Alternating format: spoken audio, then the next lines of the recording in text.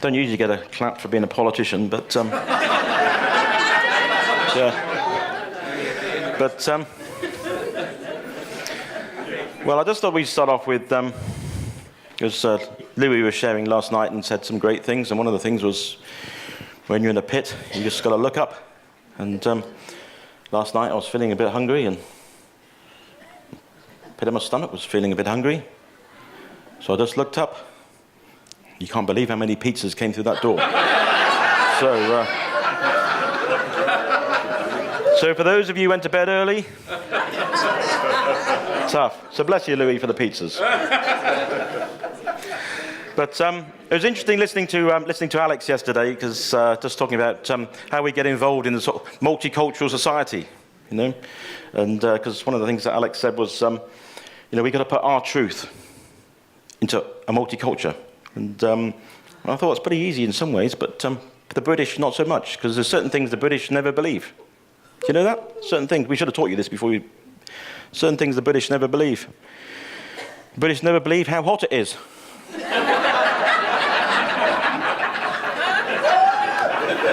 You'd have heard that, you know? You can't believe how cold it is. You can't believe how dark it is. You can't believe how light it is. You can't believe how late it is. You can't believe it's nearly summer. You can't believe it's nearly winter. You can't believe a conference is nearly over, you know? So there's many things we accept, but many things we just don't believe. And I was going to talk off about what the British mean when we say no, because the British often we say no, but we never say no. We just say it in different ways, you know. But I was going to talk to you about that. But yeah, but basically, I mean, if you say to somebody in Britain, do they want to do something, and they say, well, yeah, could do, that actually means no. Okay. And if they say, well, we'll see, that also means no. Maybe, that means no. If that's what you fancy, that means no. I'll see how I feel. That means no. I'll pray about it.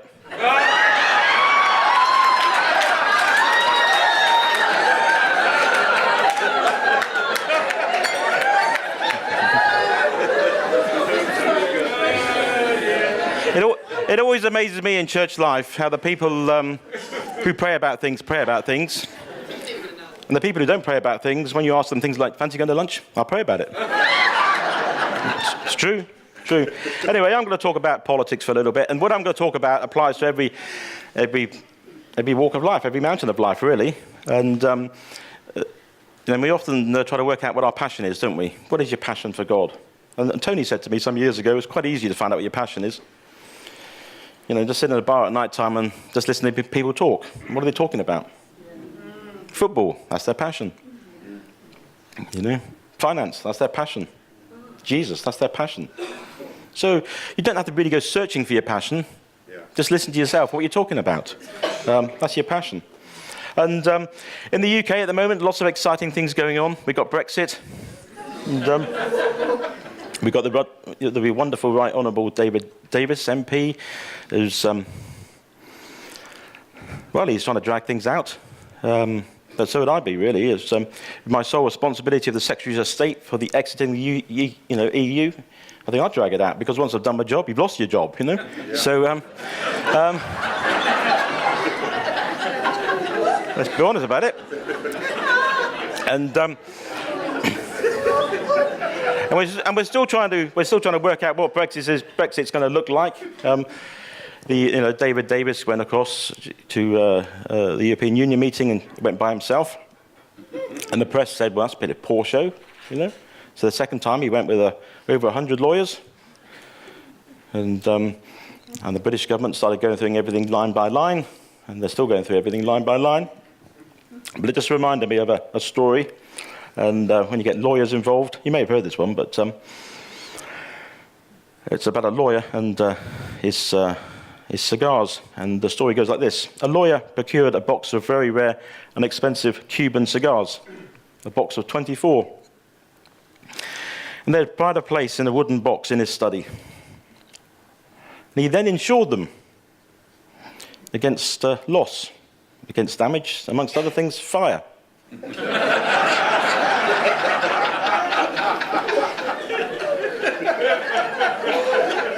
And within a month, he smoked his entire collection of cigars, and he then filed an insurance claim for the loss of his cigars due to fire.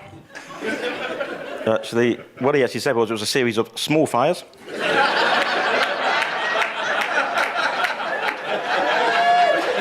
And the insurance company refused to pay for obvious reasons. And the lawyer took the insurance company to court and said, well, you covered me for fire. You should have been clearer in your definition. So they went to the court, and the lawyer, he won his case against the insurance company, and the judge, delivering his ruling, said, well, he agreed with the insurance company that the claim was frivolous, but the judge stated that nevertheless the lawyer held a policy with the company for the loss of fire, and therefore they were insurable, and the insurance company had to pay out. I'm getting to a point here. And so they had to pay out, and rather than go through the process really of appealing against it, they just paid a £15,000 fine and learnt the lesson. So the lawyer left the court feeling rather smug, only to be arrested by the police for arson.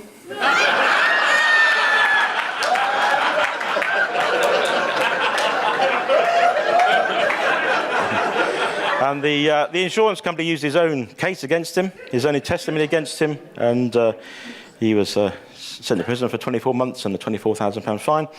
And my point is really, that's a completely made-up story actually, but the point is really, with all these lawyers going to Brexit, we've got no idea what's going to come out of it.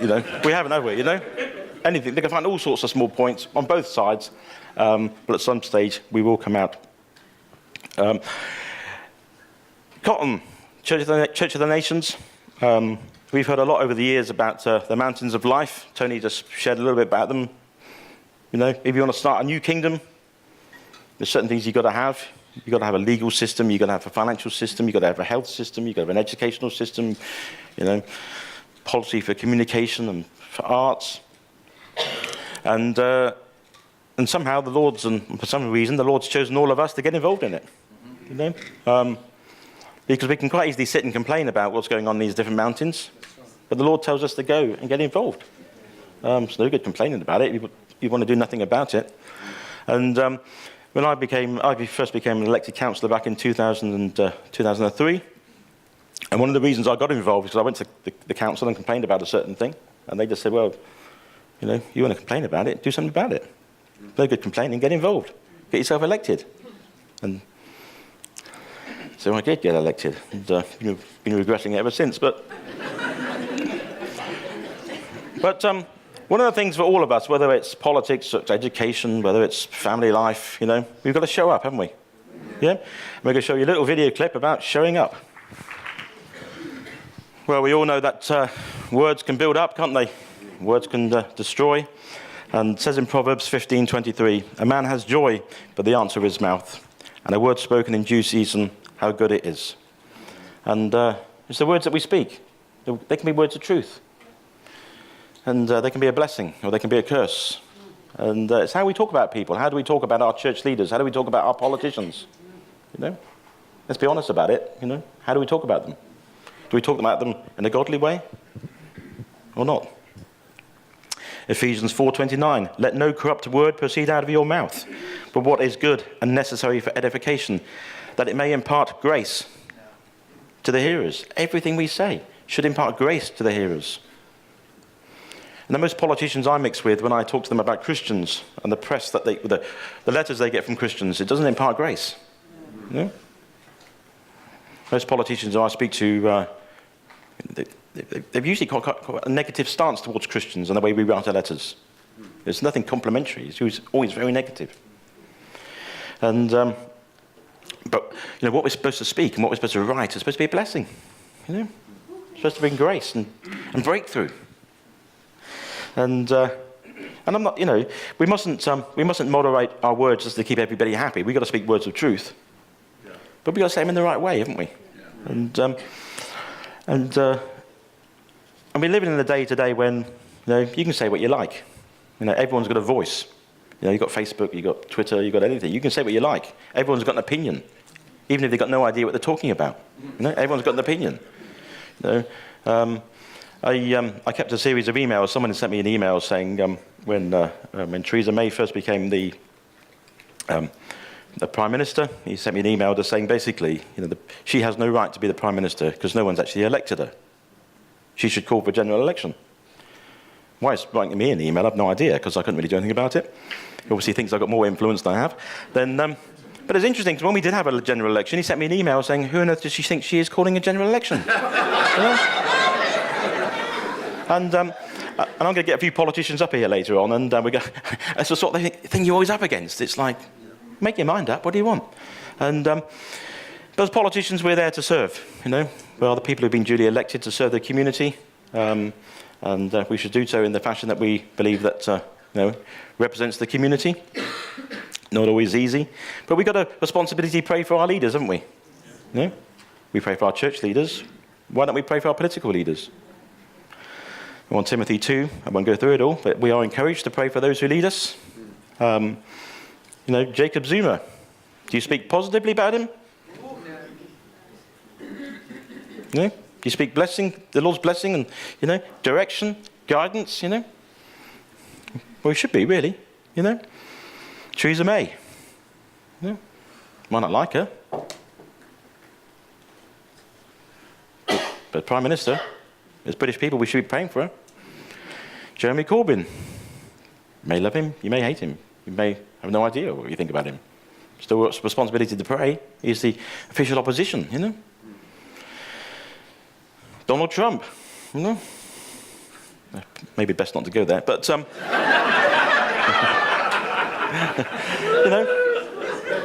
but it's prayer. These people have been duly elected through a process. It was one of those things someone said yesterday, and that must be, when you get lots of speakers, you get a bit confused who said it, but it was, through a democratic process, do we always get the right outcome? Well, we can always ask Jesus and Barabbas about that, You don't always get the right outcome, but you do get what you elect, in this country, in the countries which are democratic. Nicola Sturgeon up in Scotland, These people we should be praying for, whether you support them or not, Whether you voted for them or not, we should also be praying for them. And I found the more people I pray for, the more my heart changes. Yes. I've had phone calls from people saying, can you pray for me? And I think, whoa, why on earth would I pray for them? But, and I think, but the Lord changes my heart, And it's me who gets changes most of all, not them. And I could give you some fantastic testimonies of people who have phoned me, and I can't because we've been recorded, and it's just not fair to mention certain people's names, but some people I think, whoa, if I told you who they were, and people who asked for prayer, you think, well, that's amazing, a lot of people out there do want prayer. I was just trying to work out this morning how many people we prayed for in praying for politicians. It's over 2,000 politicians, and there's only one person who said, please don't pray for me, I'm an atheist. Biggest mistake they ever put that on a Christian site saying, please don't pray for me, I'm an atheist. I think everybody's praying for them, but yeah.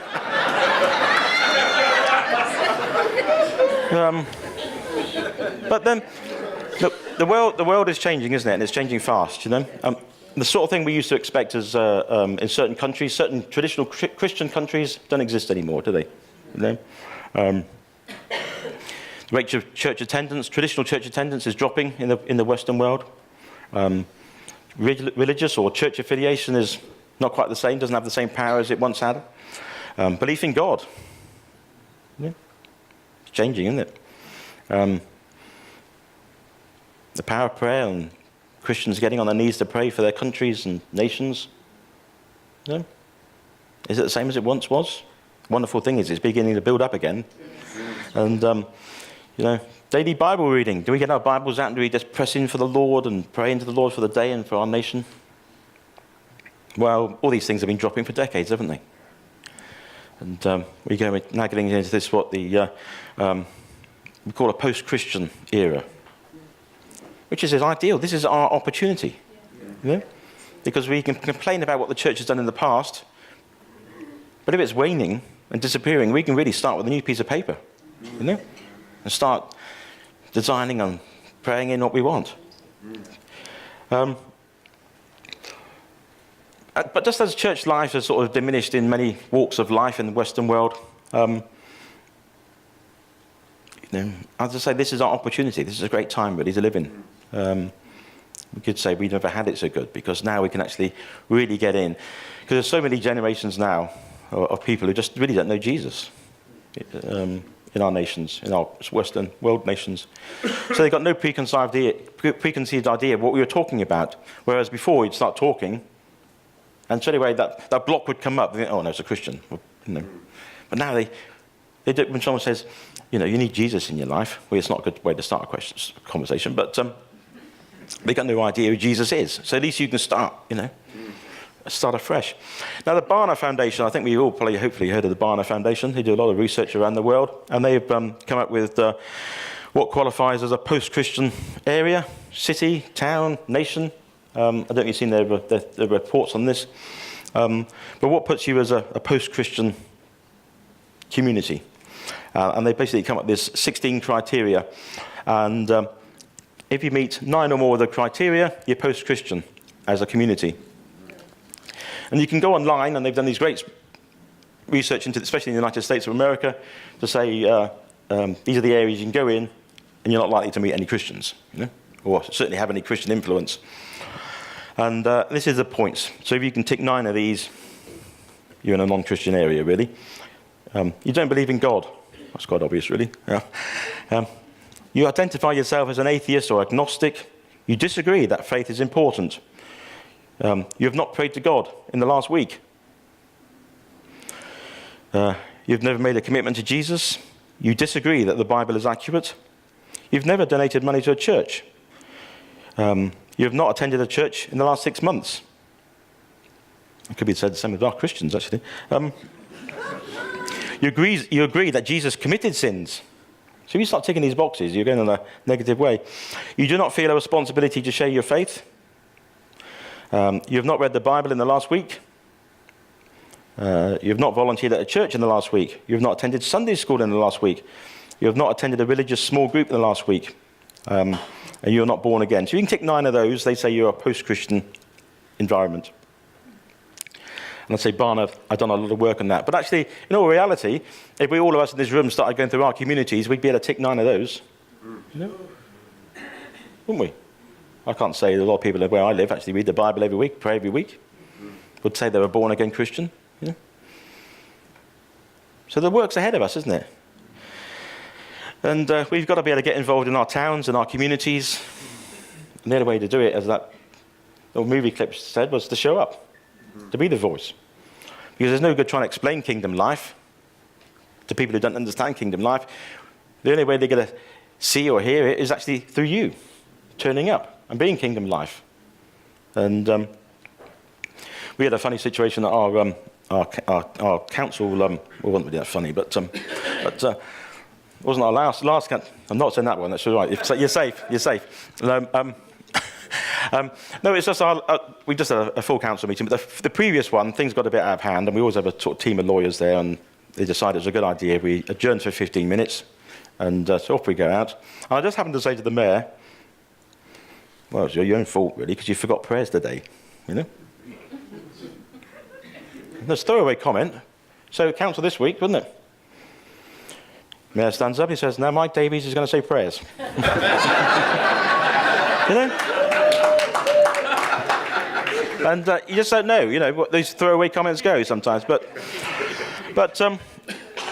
we don't know where we're going, and in some ways, because the pollsters used to fairly accurately say how elections were going to go, didn't they? You know, but now we haven't got a clue, really. You know, you just haven't got a clue that such and such is going to get elected, such and such isn't going to get elected. Nobody really knows. The only, you know, Donald Trump, President of the United States, the only person who seemed to know that he was going to get elected was Homer Simpson. You know? Wasn't it? Several years before, on The Simpsons, President Trump. Everybody else thought it was a joke until he was actually elected. You know? You know? We just can't tell, can we? You know? But things are changing. It's changing quickly. Globalization, you know. Everybody now is involved in media. You only have to turn on like the BBC News. They don't have all these professional presentations like they used to. They just have somebody's bystander's little movie clip off his iPhone. Because now, you know, we're all broadcasters, aren't we? Things are changing and changing quickly. But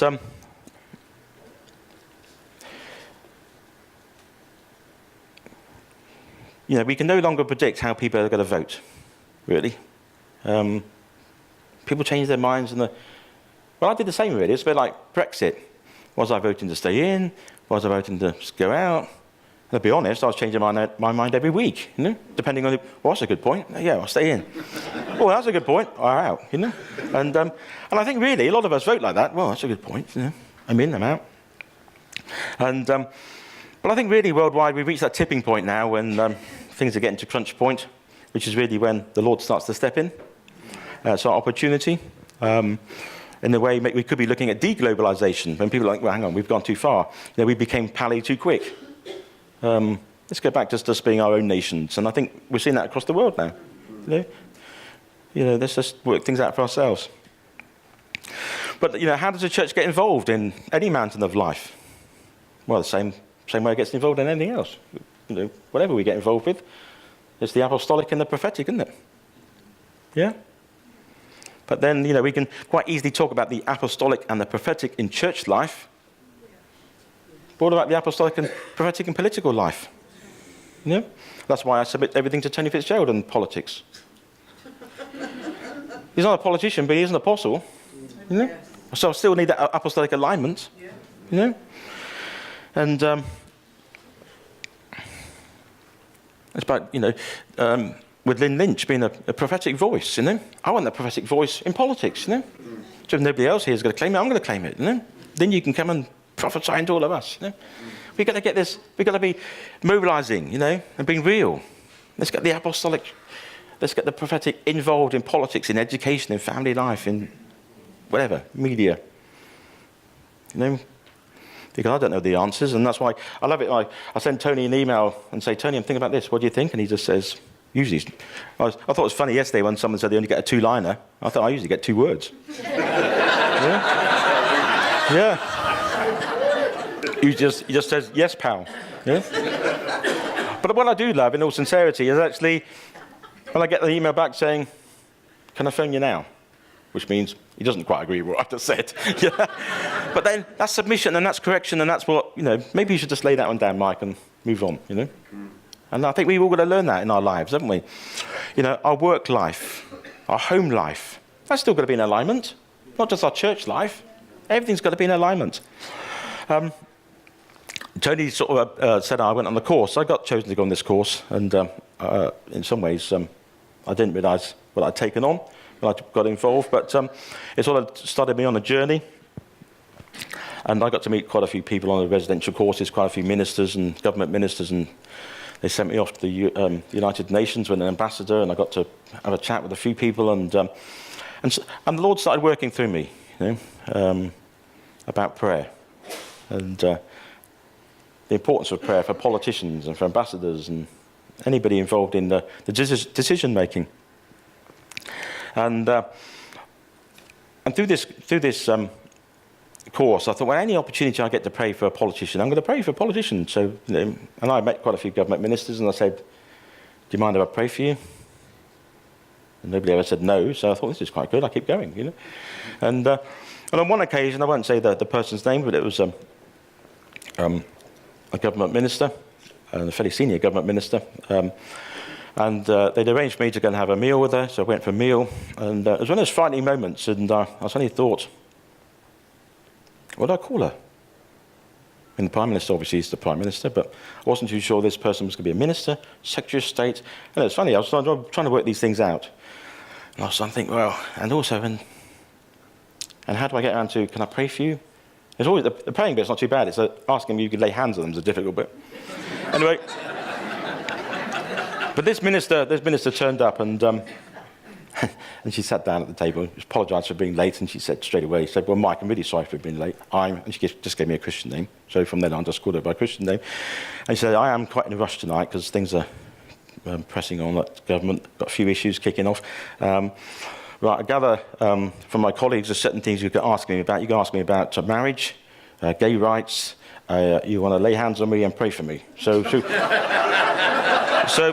should we get on with it straight away? And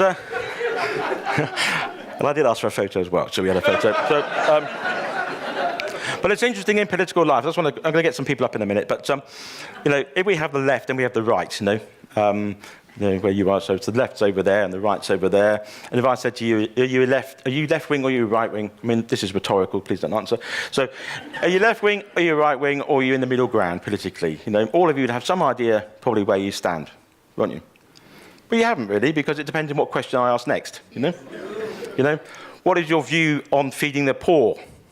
You'd probably be over here somewhere, wouldn't we, as a church, What is your view on paying and how we're going to pay for feeding the poor? You may be coming back a bit, What is your view on abortion? What is your view on, you know what I'm saying?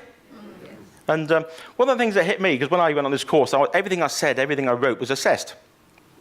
And then they had this left to right, and they put you for different things on the scale. So some things I'd be over here. Fortunately, I was never too far over there. And some things I'll be over here. I was never too far over there. And then, I was getting a bit worried at one stage because everything was getting a bit shady. Actually, the party I represent is over here. So I was getting a bit worried because all the shading was over here. I thought, this assessment's going to come out and say you're in the wrong party. But I did end up, fortunately, over here. So basically the result was, you believe most of this, you just don't believe how you can pay for it, so you're over here, And but I say that because that's where I come from. But all of us, we have to be involved in left to right, And I would say, if you're on the extremes, only God can take you to the extremes, If you want to go in a far right Nazi party, only God will tell you to go there, I mean, but anybody else, you can get involved in any way you like, really, Does that make sense? Yeah. Because I can be as much Christian here as I begin here, but if I want to be in some ultra-right-wing Nazi extreme group as an infiltrator, only God would have to give you that call. Yeah. I make it very clear. Yeah, and I just hope Tony would phone me and say, lay that down, But it's interesting. Yeah, no, but but whatever it is, and it's the same. I say it's all the matters of life. We've got to be involved, and but it's interesting because what you see on the news is certainly when you see the House of Commons, you'll see a dividing line here, and this side will always be arguing with that side, and but what you don't see is when you see certainly Prime Minister's question time, you don't see the two leaders of the different groups going in beforehand, and what they're doing is they're talking about holidays, kids, and how are your kids? Oh, fine, yeah, great, yeah, okay. I mean, right. And as soon as you get past that line, it's all that war. But as soon as you get back again, it's yeah, what are we doing now then? Go coffee? Yeah, sure. And that's the same in all our council meetings, whatever level. You keep the politics in that room, and once you come out, here you are. But what you don't tend to realise sometimes that you may be standing here or here, and these two people are closer than I could be in somebody else in my own party. Yeah? Or somebody here can be closer to somebody there than they are to somebody else, So it's not just left and right, it's a massive spectrum.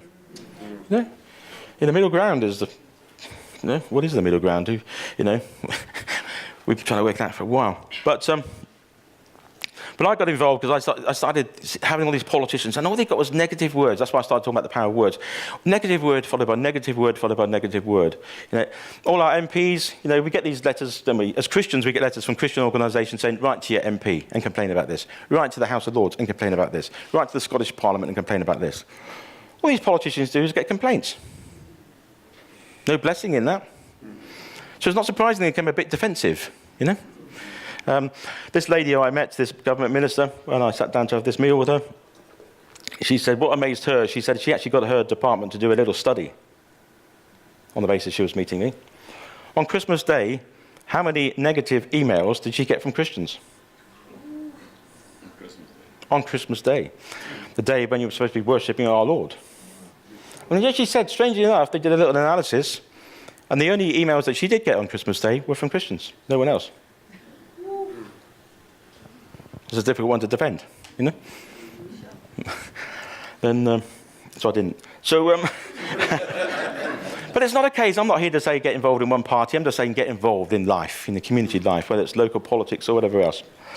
So I started getting involved, I started praying for politicians, and we've grown, and we've now got over 7,000 people get our weekly newsletter who want to pray for Christians, pray for politicians. And we get in touch we cover the House of Commons, we cover the House of Lords, the Welsh Assembly, the Scottish Parliament, the Northern Ireland Assembly, and the remaining UK members of the European Parliament. And so every day we pray for 5 of them. And most of them get in touch. Most of them write back. This is a typical letter. Very short. Some of them are quite lengthy. Sometimes you get 3 or 4 pages. But this is basically it from Jeremy Lefroy, who's a member of Parliament for Stafford constituency. This says, thank you very much for letting me know that I was prayed for. I love this one though, because this is very standard of what we get. I know that I could not do the work I do without prayer and support of you and so many others. You know, that's a blessing, isn't it?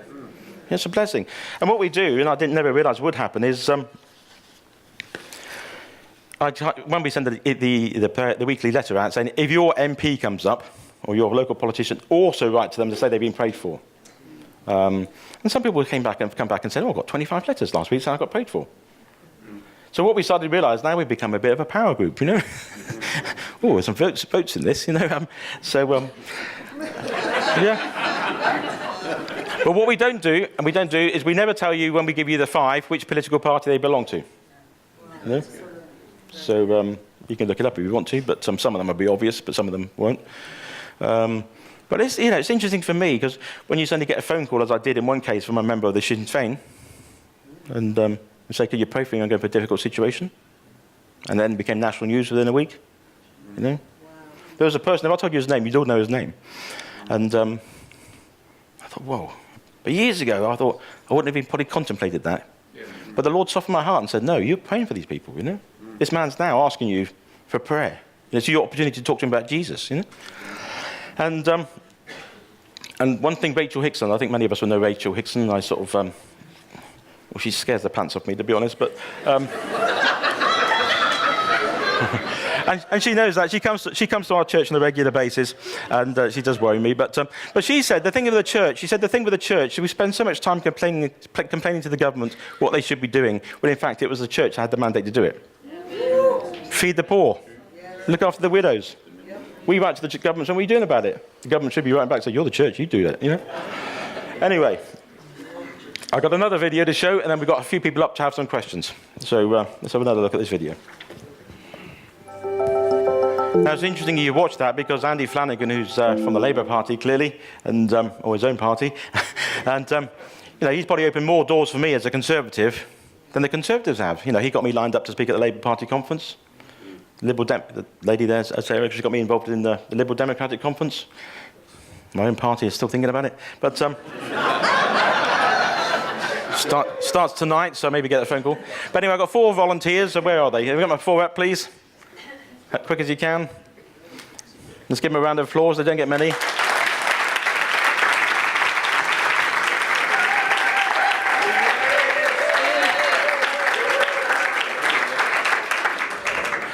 The only time you usually get politicians lined up at the front is when the returning officer's about to give out the results of an election, which is the most frightening thing you ever go through. But we haven't got long, so you have to be very brief in your answers. But we have... don't point at me that way. We have Lois Samuel, who's... Councillor Lois, who's Deputy Leader of West Devon Borough Council. Then we have Steve Joseph is the County Councillor for Pembrokeshire. And then we have Rose Gray, who's the Deputy Mayor of Milford Haven. And we have Kevin Ball, who's Kevin Ball. No, we have Kevin Ball, who's the County Councillor, West Devon Borough Councillor, National Parks, and a few other things. So, how did you... First thing, I'll start off this end. How did you get involved in politics? Very briefly. Mike's fault. I always blame it on Mike. So I got involved 2 years ago. The door opened, Mike said, will you be a councillor? And actually it was quite a big decision for me.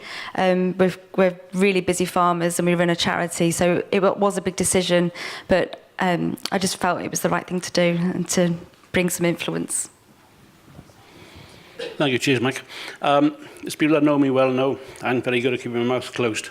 And my thing with politics was I was getting very frustrated being, I thought, misled and lied to by local politicians.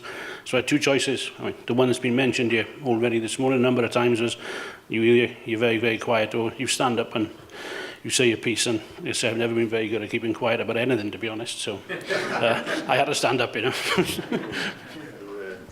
know. God told me to do it. Simple. And I've got to follow that. Mike's fault. Mike said, Kev, you like talking and debating things. Perhaps you ought to get involved. And initially got involved in as a town councillor in Oakhampton, and then through the party was asked if I would stand as a West Devon Borough member. So I'm in my second term now, which I did, and then put my name forward to be selected for a county council and got elected for that. So, yeah. Okay, best bits and worst bits. Going back. Okay. So worst bits first. Mike mentioned emails. I mean, you would not believe, well, perhaps you would believe how passionate people are and how graphic they are in their explanations of either your underachievements or your inability to influence things that are completely beyond your control. Actually, in all seriousness, some emails I get are vital. And, you know, it's quite hard sometimes, I have to say. That is the worst thing by far, I would say. In fact, a couple have been very close to being, I mean, Della was sat next to me when I was having a conversation where a guy was actually threatening me over my apparent incompetence over something that had nothing to do with me. So anyway, so that's the worst bit. The best bit, I think, is definitely being involved with people, being able to open doors for things to happen in your community. Is you get a buzz out of that when that happens. So they're definitely, that's definitely a good thing. I think for me it can be lonely sometimes because I'm not affiliated to a party. So if something comes up that I need to speak to somebody about, it can be quite lonely. And I'm conscious of people trying to influence your decision and which way you're going to vote. So I've got to be wise to that as well. That can be difficult. And the best bit, I think, is I get to meet people I probably wouldn't have met before. I get to meet extraordinary people. I get invited to amazing things, and I know more about my community now, and I get to serve them. It's probably much of the same, actually. The things that I struggle with the most, one, social media. I type very, very slowly, so I hate replying to people anyway, you know. There tend to be one or two words. Maybe me and Tony got something in common there.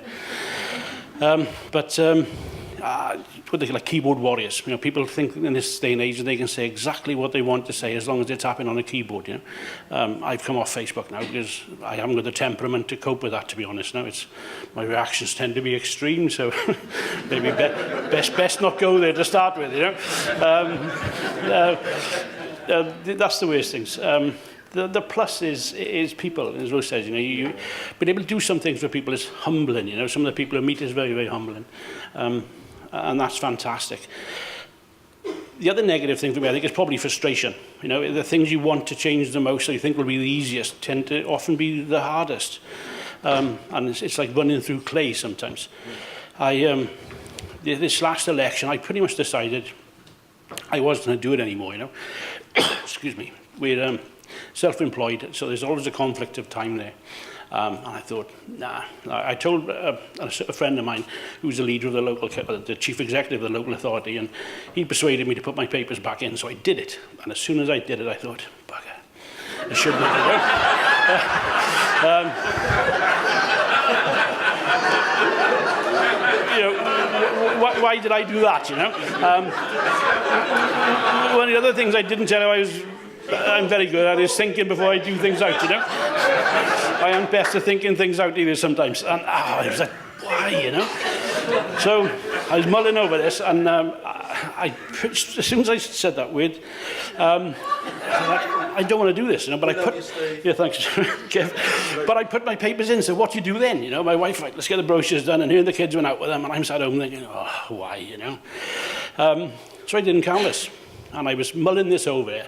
Everyone was nagging me. I had a friend of mine who's in Prycombe, he phoned me up one Monday, it was a bank holiday. He said, where are you going, Steve? What are you doing? I said, actually, laying on the sofa, me and the kids are having a Star Wars weekend, and we're into the 3rd episode. What? He said, I'm back, you know, plodding my patch, putting brochures out. I said, I crack on, like, you know. So how do I get out of this? How do I say, nah, I'm not going to do it, and I've already put the papers in? It's a great one. I'll leave it to you, God. So what a way out of it, you know. If I don't canvass, I'm not going to get elected, but I'll leave it to God. So if he wants me to do it, then I'll do it. I drove up to the council, and I didn't canvass. I didn't leave the door. I didn't have a conversation with anyone about anything to do with becoming a councillor. And I was feeling elated, you know. I was a foot taller. I remember driving up to the count. Naomi, my wife, was already there, she's a politician of the two of us, you know, and she's interested in politics. And I was told I had to attend. So I was driving up to get there fashionably just on time for my result. And little village about 4 or 5 miles from the count.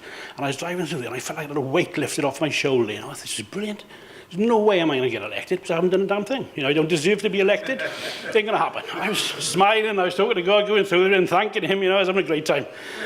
Got there, and I'm walking around like I've got a care in the world, and the friends of mine, well, how are you doing, Steve? Sound like, you know. And the count came out, and I won by 4 points.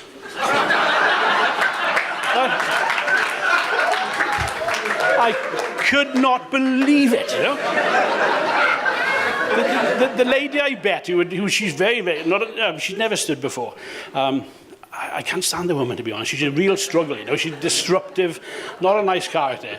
But she was going on promising everyone everything, you know, things that weren't possible. So I thought, I said to Naomi, Naomi said to me, she said, you got to win. I don't want you to win. I said, no, I wanted to win because when she can't do these things, then she's going to show people for what she is, you know. So I was great, like, you know, I'm enjoying this. 4 votes. I thought, Lord, are you serious, you know? This woman jumps up and she wanted a recount. It was a fiddle, it was a recount. Had a recount, 3 votes. Okay, Lord, I'll do it.